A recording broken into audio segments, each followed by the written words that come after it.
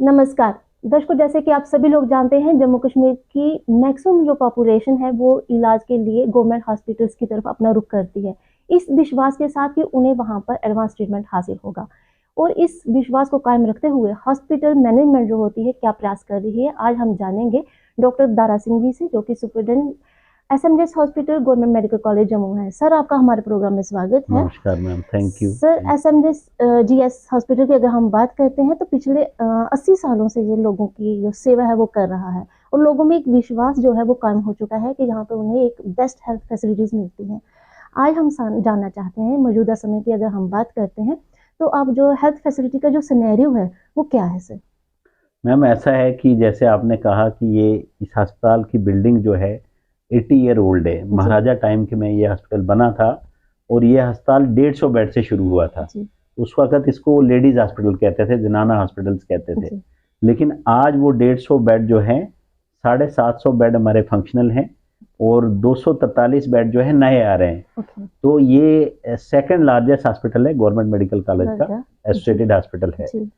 तो हमारे पास आज यहाँ पर एसएमजीएस में 4 डिपार्टमेंट हैं। डर्माटोलॉजी है, ईएनटी है, पीडियाट्रिक्स है और गायनी ऑप्स डिपार्टमेंट है, जिसमें कि 400 बेड जो है वो पीडियाट्रिक्स के हैं। जो पूरे प्रोविंस का, जम्मू प्रोविंस का सबसे बड़ा पीडियाट्रिक विंग जो है यहाँ पर है। और बहुत सी फैसिलिटीज जो हैं अब यहाँ पर, जो एडवांस फैसिलिटीज हैं, जैसे आप देखते हो कि नियोनेटोलॉजी में पहले, अगर हम ये कोविड के पहले ही हम की बात करेंगे तो हमारे पास हार्डली 4-5 वेंटिलेटर होते थे। आज पीडियाट्रिक्स में 70 वेंटिलेटर्स है हमारे पास। और पीडियाट्रिक कार्डियोलॉजी ओपीडी यहाँ होती है। पीडियाट्रिक सर्जरी की नई फैसिलिटी, थिएटर शुरू हो गए हैं, वो यहीं वार्ड है, यहाँ पर पीडियाट्रिक छोटे बच्चों की सर्जरी यहाँ होती है। पीडियाट्रिक एंडोक्राइनोलॉजी की ओपीडी हफ्ते में 1 दिन होती है। नेफ्रोलॉजी की जो यहाँ पर जो पीडियाट्रिक डायलिसिस है वो यहाँ पर हो रही है। तो कहने का मतलब है कि हम पीडियाट्रिक सुपर स्पेशलाइजेशन भी शुरू कर बैठे हैं। और यहाँ पर आपको अगर जो पीडियाट्रिक इको होती है, आप किसी भी अस्पताल में जाओ तो वहाँ पर डॉक्टर्स को, उसका स्टाफ को, पेशेंट को उसका टाइम लेना पड़ता है, डेट लेनी पड़ती है। यहाँ बेड साइड इको होती है कार्डियोलॉजी जी। सर, जो हॉस्पिटल होता है वो एक हब होता है इमरजेंसी केसेस का, और आपने हमें बताया कि पूरे जो लाइफ सपोर्ट सिस्टम के साथ जो पूरी तरह सक्षम है इलाज देने के लिए, सक्षम है, और लगातार इसमें एडवांसमेंट होती जा रही है। पेशेंट फ्लो की अगर बात की जाए, आपने कहा यहाँ पर सर्जरीज होती हैं, डिलीवरीज होती हैं, पेशेंट फ्लो जो है वो क्या है सर, फुटफॉल क्या है? हमारा देखो, पूरे प्रोविंस से हमें केस आ रहे हैं। आप जम्मू प्रोविंस की बात नहीं करो, जैसे सर्दियों में तो श्रीनगर के भी बहुत से लोग यहाँ आते हैं, तो वो भी इसकी फैसिलिटी का फ़ायदा उठाते हैं। हिमाचल, एडजॉइनिंग स्टेट जो है, हिमाचल, पंजाब, हरियाणा से, यूपी से जो भी लेबर वाले बाकी लोग यहाँ काम करते हैं, सब लोग यहाँ पर आते हैं। और हमारी ओपीडी अगर आप देखोगे, ओपीडी हमारी 800 से लेकर 1500 के बीच में रेंज में रहती है। और 150, 170, 150, 120 की एडमिशन रहती है पर डे 24 आवर्स में। और इसमें हमारी 2 इमरजेंसियाँ जो हैं बड़ी इंपॉर्टेंट इमरजेंसीज होती हैं। जैसे लेबर रूम हो गया, हमने डेली 24 घंटे में, मतलब ऑन एन एवरेज 60-70 डिलीवरी हो जाती है, डेली हो रही है। और पीडियाट्रिक्स में भी 70-80 के बीच में एडमिशन रोज की होती है। कोई भी ट्रीटमेंट होता है, उसकी जो इलाज की जो स्ट्रेटेजी होती है वो टेस्ट से तय होती है कि कौन सा इलाज दिया जाएगा। डायग्नोसिस की अगर बात की जाए तो कौन कौन से डायग्नोस्टिक में मैडम ऐसा है कि हमारे पास सब कुछ एस्टेब्लिश्ड है, एक्सेप्ट हमारी एक चीज में अभी डेफिशिएंसी है, वो हमने अपनी हायर अथॉरिटी से टेकअप किया है, क्योंकि यहाँ अभी हमारे पास एमआरआई जो है मशीन नहीं है, जिसके लिए हमारा पार्ट टाई अप होता है। तो हमने अपने बेस्ट हायर अथॉरिटीज को कन्विंस किया है, हो सकता है हमें इसी साल में नए प्लान में हमें एसएमजीएस में एमआरआई आ जाए।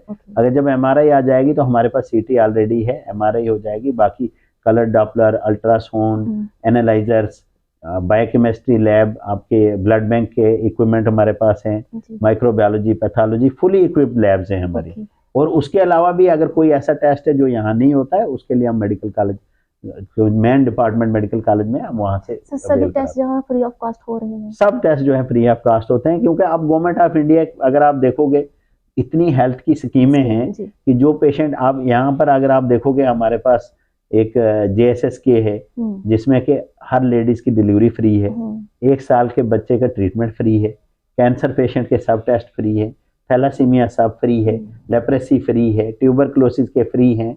और उसके अलावा भी अगर कोई वो राष्ट्रीय बाल सुरक्षा कार्यक्रम है 18 साल तक, मतलब गवर्नमेंट ऑफ इंडिया ने इतनी स्कीमें दी है, बहुत सारी उसके अलावा भी अगर जो चीज जो नहीं किसी में कवर है वो आयुष्मान भारत में कवर हो जा रही है। तो आयुष्मान भारत का काउंटर भी हमारा डे नाइट चल रहा होता है। सर आपने सही कहा कि बहुत सारी सेंटर्स की स्कीम है जो चाइल्ड एंड मदर को टारगेट करती हैं, वो पूरी तरह जहाँ पर दी जा रही है, सक्सेसफुली वो रन हो रही हैं।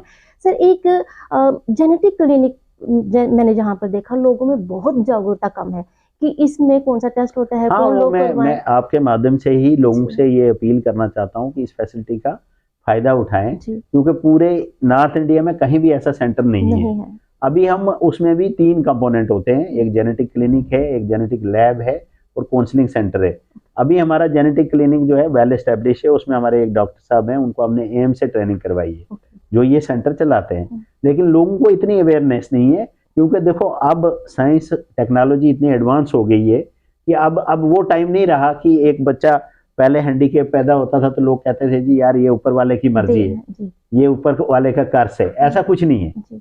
इसमें क्या है कि जब भी बच्चा मदर के पेट में है उसका एनालिसिस किया जाता है, पहले अल्ट्रासाउंड में देखते थे, अब ये एडवांस, ये पहले ही आपको बता देंगे कि इस बच्चे में जेनेटिकली उसका सैंपल लेते हैं, वहां से वो टेस्टिंग के लिए भेजते हैं।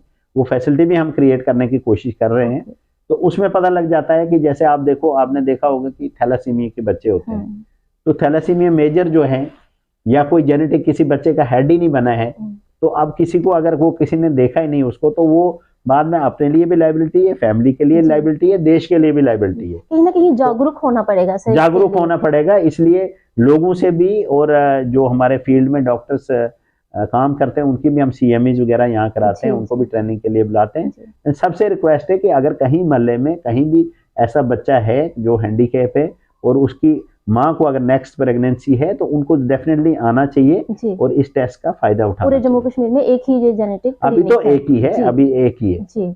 सर जो एक हॉस्पिटल होता है वहाँ पर सफाई व्यवस्था बनाए रखना बहुत बड़ा चैलेंज होता है। सर 24/7 क्लीन एनवायरनमेंट देने के लिए आपके जो प्रयास हैं वो बहुत अच्छे समय हमें दिख रहे हैं, क्या कैसे किया जा रहा है सर?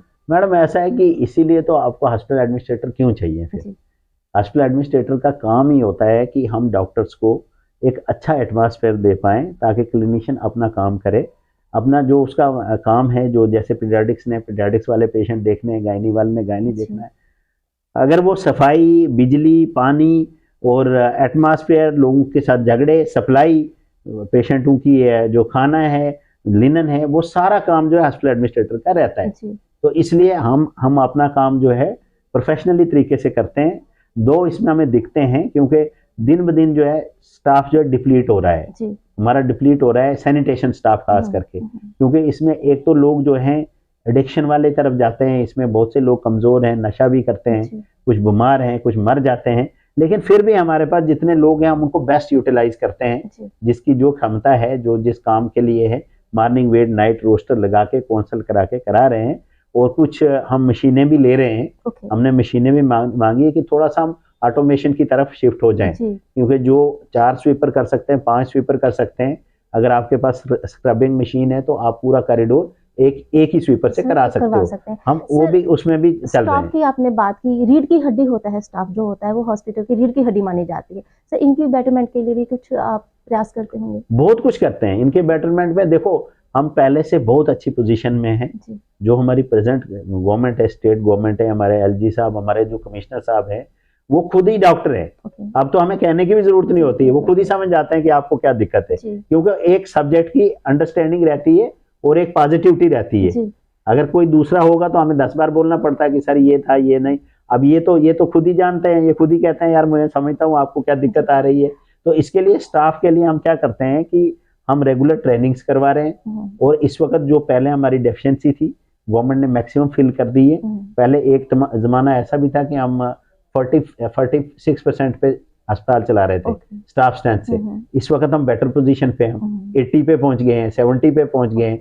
बाकी जो एजेंसीज का डिले रहता है, जैसे SSRB में पोस्टें गई है, PSC में गई है, जब वहां से सिलेक्ट होके आएंगे लोग आ जाएंगे, और कंटिन्यूसली इनकी हम ट्रेनिंग करवाते हैं, डेवलपमेंट कराते हैं।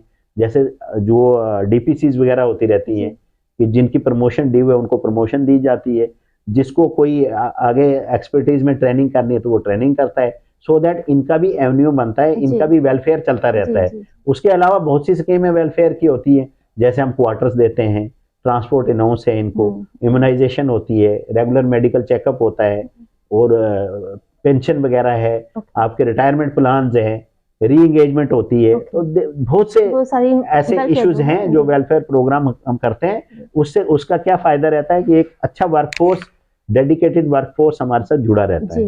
जी। सर, डॉक्टर्स की कमी किसी से छुपी नहीं है सर।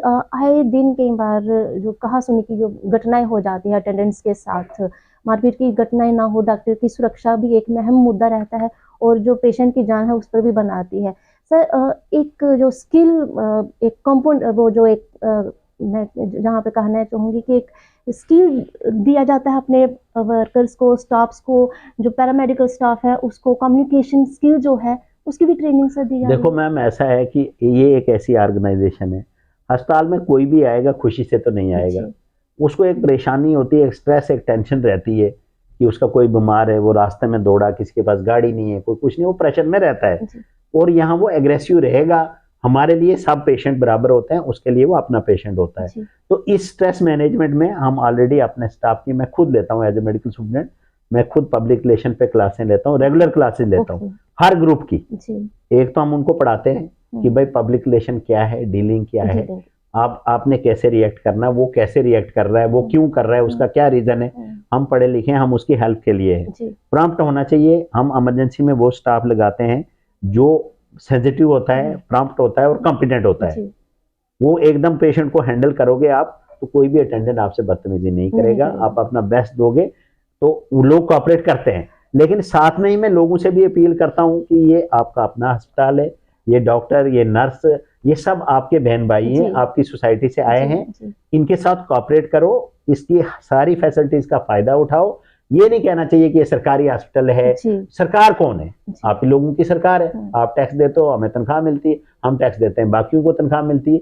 तो अगर हम मिलके एक पार्टिसिपेटिव मॉडल करें, आप अटेंडेंट अगर डॉक्टर को ये बोलेगा कि डॉक्टर साहब मैं इधर हूँ, मुझे बताओ मैं क्या कर सकता हूँ, मेरा मरीज जल्दी ठीक हो जाए, तो एक टीम बन जाती है। उसलिए डॉक्टरों को भी कहना चाहिए कि आप हमारे साथ रहिए, आपका मरीज के लिए हम कोशिश करेंगे, बट आप हमारी हर किस्म की सपोर्ट के लिए आप हमारे साथ रहें। काम डाउन रहना चाहिए, काम डाउन रहना चाहिए। और इसलिए हमारी रेगुलर ट्रेनिंग चलती है। और कोई भी ऐसा स्टाफ जो कॉम्पिटेंट नहीं है या जिसका टेम्परामेंट ठीक नहीं है, उसको हम इन सेंसिटिव एरियाज पे नहीं लगाते। सर, आगजनी की घटना जो होती है छोटे बड़े हॉस्पिटल्स में, वो एक दिमाग में सवालिया निशान लगा देती है, एक डर का माहौल पैदा कर देती है। टाइम टू टाइम से जो फायर फाइटिंग सिस्टम्स है उनको आप चेक करते हैं सर? बिल्कुल चेक करते हैं। हमारा अभी रिसेंट ऑडिट हुआ है, फायर फाइटिंग का ऑडिट हुआ है।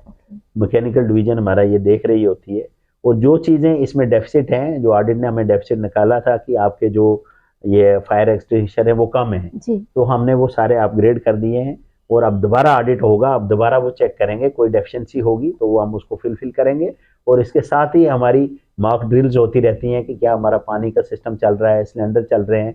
आप देखोगे अगर आप अस्पताल में जाओगे, कई जगह हमने सिलेंडर लगाए हैं, और उस सिलेंडर के साथ आप मेरे ऑफिस के बाहर ही जाती बार देख लेना, हमने नीचे एक पोस्टर डिजाइन किया है कि इस सिलेंडर को कैसे यूज करना है, जो हिंदी में है, लोकल भाषा में है।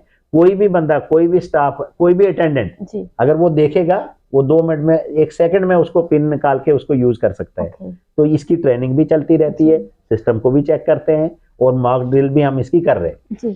सर, आपसे डाइट की अगर बात की जाए, डाइट आर्थिक तौर से जो कमजोर लोग होते हैं उनको बहुत राहत देती है सर, उसके साथ कोई किसी तरह का कंप्रोमाइज ना हो, इस पर भी स्पेशल ध्यान दिया जाता है? ऐसा है कि वो हमारा पहले जो है सेंट्रल डाइट सिस्टम था, जिससे हम लोग सेटिस्फाइड नहीं है।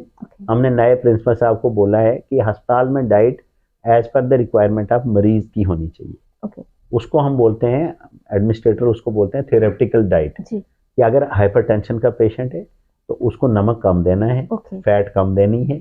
ऐसे ही किडनी का पेशेंट है तो उसको अगर प्रोटीन कम देने हैं। तो इस पे हम काम कर रहे हैं। इसकी परेशानी हमारी ये है कि हमारे पास डाइटिशियन की पोस्टें जो है खाली हैं, 1-2 पोस्टें हैं, वो हमने अपने प्रिंसिपल साहब से बात करके एडवर्टाइज कराई है, ताकि हम एक क्लियर कट डाइटिशियन हायर करें।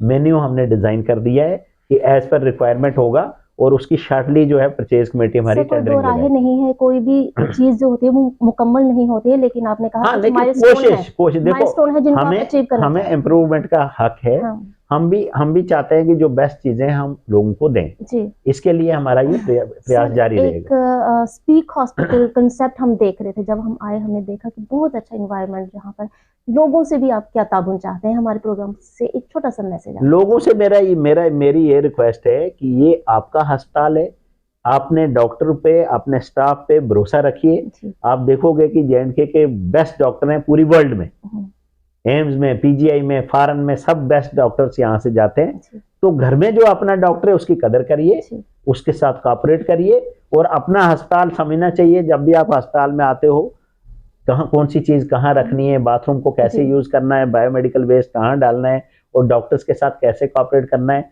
कॉपरेट करो, एक टीम बना के चलो। हम आपकी सेवा में 24 घंटे हाजिर हैं जी। और बेस्ट सर्विसेज देने की कोशिश करेंगे। सर आपने कीमती समय हमारे साथ शेयर किया और बहुत वैल्यूएबल जानकारी दी कि कैसे हॉस्पिटल एडमिनिस्ट्रेशन जो है वो काम कर रहा है लोगों को राहत देने के लिए। सर आपका बहुत बहुत शुक्रिया। Thank you. तो दोस्तों आज हम बात कर रहे थे डॉक्टर दारा सिंह जी से, जो हमें बता रहे थे कि हॉस्पिटल मैनेजमेंट किस प्रकार से प्रयास कर रहा है कि आपको बेहतर एडवांस ट्रीटमेंट हासिल हो। इस प्रोग्राम में इतना ही, अगले अंक में फिर हाजिर होंगे।